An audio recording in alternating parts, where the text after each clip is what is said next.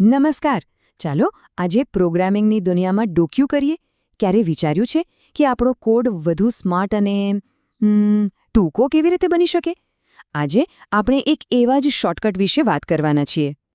તો જરા કલ્પના કરો કે કોડમાં કોઈ નિર્ણય લેવો હોય અને એ પણ માત્ર એક જ લાઇનમાં.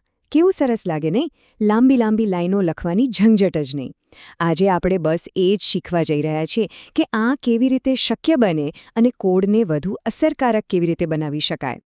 સારું, તો કોઈ પણ શોર્ટકટ શીખતા પહેલાં એ જાણવું જરૂરી છે કે એનો લાંબો રસ્તો કયો છે, ખરો ને?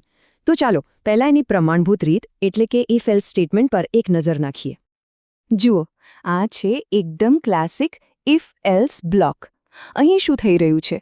એક ટોટલ નામનું વેરિયેબલ છે જેની કિંમત 77 છે. હવે કોડ બસ એટલું જ ચેક કરે છે કે આ ટોટલ 60 કરતાં વધારે છે કે નહીં.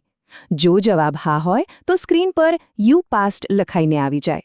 એકદમ સીધી અને સરળ રીત છે, પણ થોડી વધારે જગ્યા રોકે છે નહીં?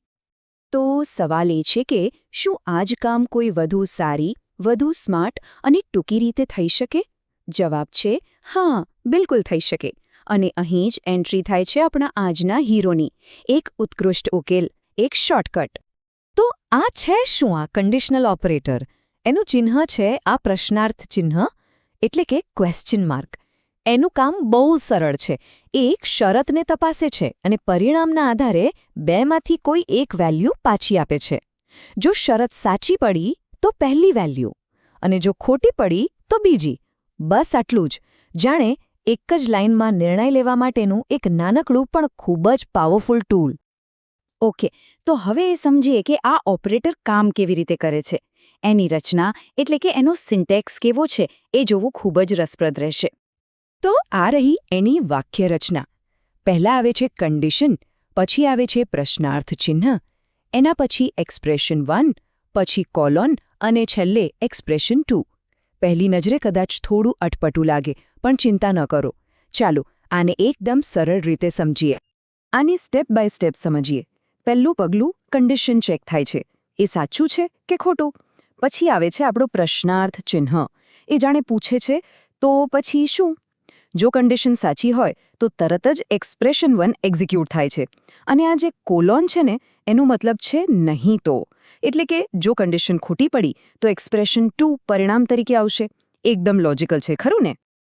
અને હવે એ સમય આવી ગયો છે જેની આપણે બધા રાહ જોઈ રહ્યા હતા.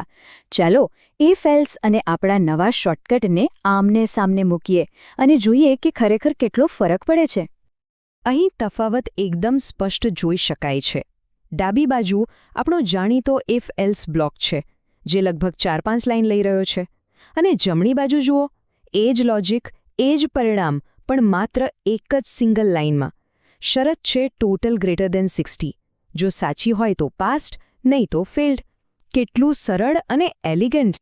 અને સૌથી અગત્યની વાત કઈ છે ખબર છે?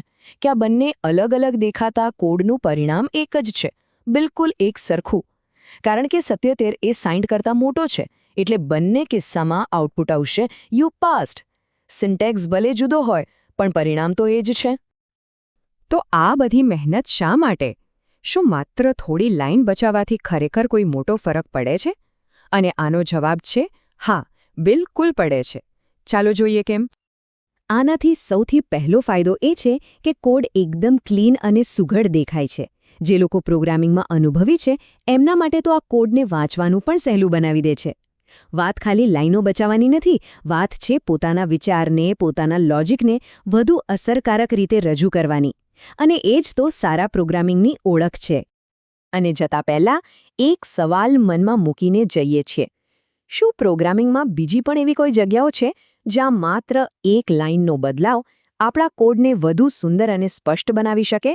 આના પર વિચારવા જેવું ખરું.